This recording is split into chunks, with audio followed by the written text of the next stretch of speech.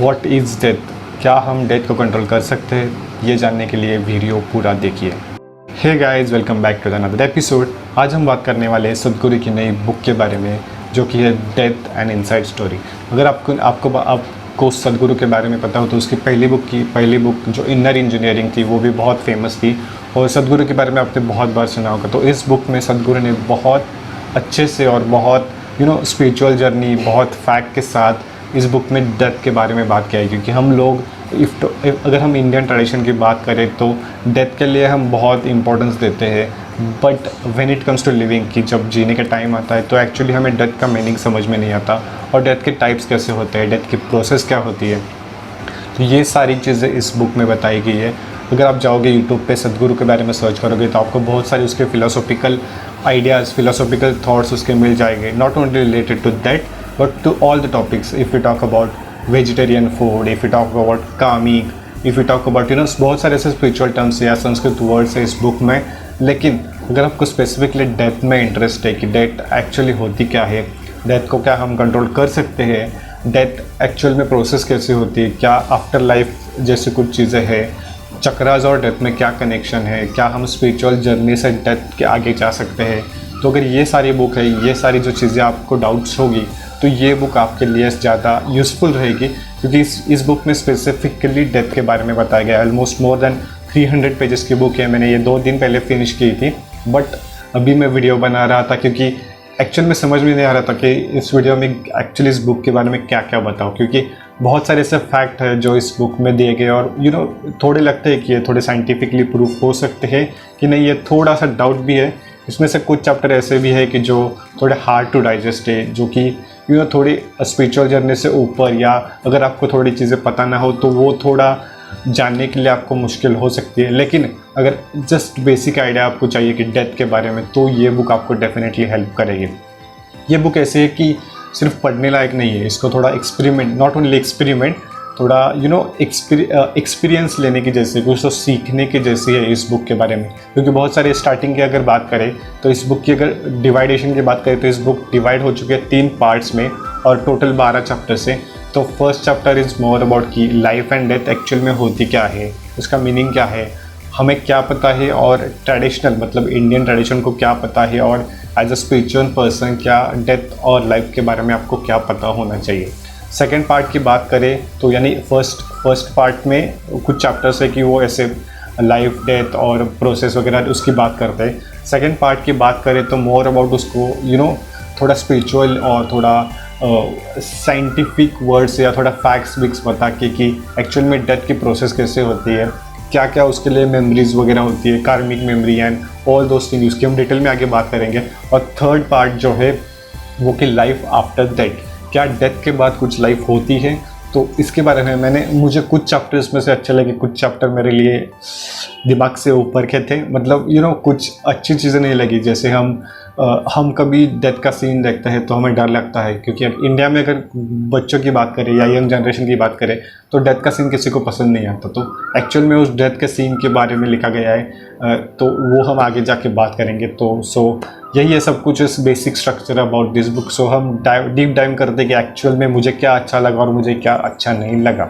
अगर आप इस चैनल पर नए हैं तो प्लीज़ सब्सक्राइब कीजिए और वो बेल आइकन को दबाइए, ताकि मैं कोई भी नया वीडियो या नया रिकमेंडेशन बुक के बारे में पोस्ट करूं तो आपको इमीडिएट नोटिफिकेशन मिल जाए और आप जल्दी से वीडियो देख सकते हैं। और अगर आपको कोई बुकिश अपडेट चाहिए या थोड़ा मार्केटिंग के बारे में या फ्रीलांसिंग के बारे में सीखना है तो इस चैनल को ज़रूर सब्सक्राइब करना।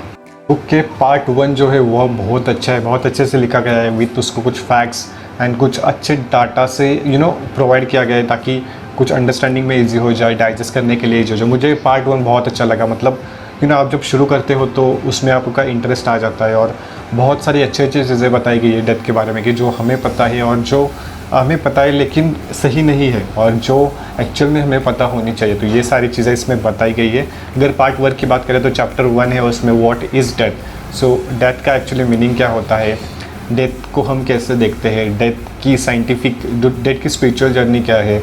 तो ये सारी चीज़ें फर्स्ट चैप्टर 1 में बताई गई है। सेकेंड और थर्ड चैप्टर की बात करें तो quality of death, process of death, ऐसी चीज़ें बताई गई कि डेथ की प्रोसेस कैसी होती है। जो हम कुछ लोग कहते हैं कि डेथ प्लान होती है, कि डेथ फिक्स्ड होती है, क्या हम डेथ को फिक्स कर सकते हैं, तो ऐसी सारी चीज़ें प्रोसेस में बताई गई है।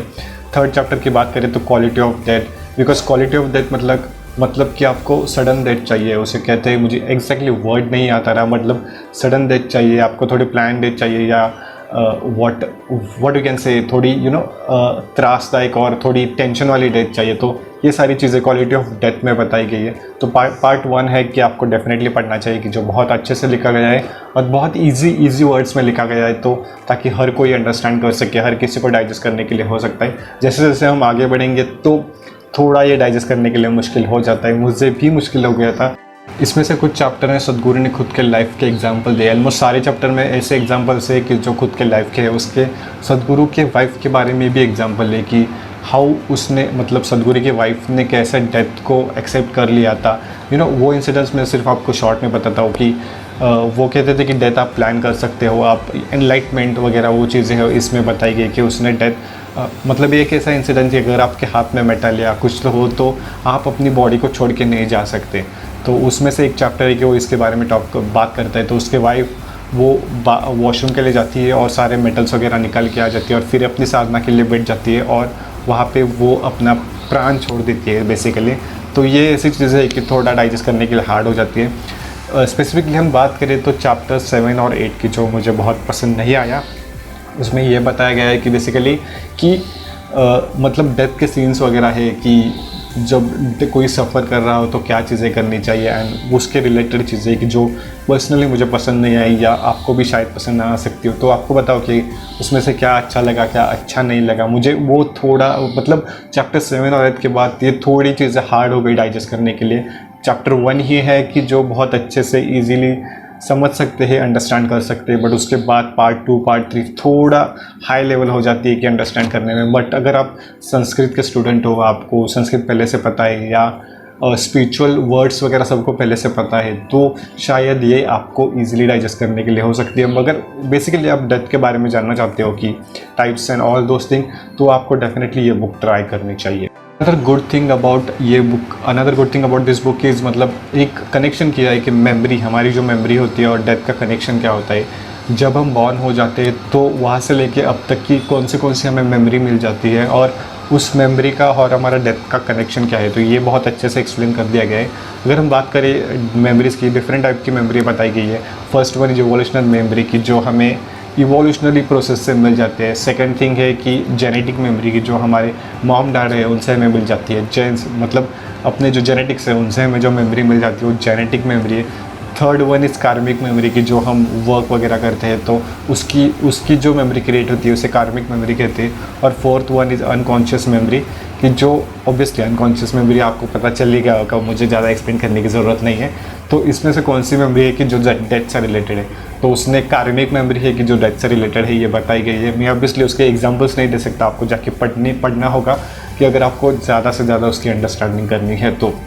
उसके बाद एक चैप्टर में बताया गया कि चक्रास के बारे में बताया कि टोटल 112 मतलब 112 चक्रास होते हैं। उसमें से एक्चुअली टोटल 114 चक्रास होते हैं कि जो 2 आउटसाइड होती है और 112 चक्रास हमारे इनसाइड होते हैं। ताकि हमें तो सिर्फ कुछ ही चक्रास पता है कि जो मतलब मुझे भी चक्रास के नाम नहीं पता, लेकिन आपको डेफिनेटली पता होगा कि पता ना आपको कौन से चक्रास पता है और चक्रास का और डेथ का कनेक्शन क्या है, ये भी थोड़ा अच्छे से बताया गया है।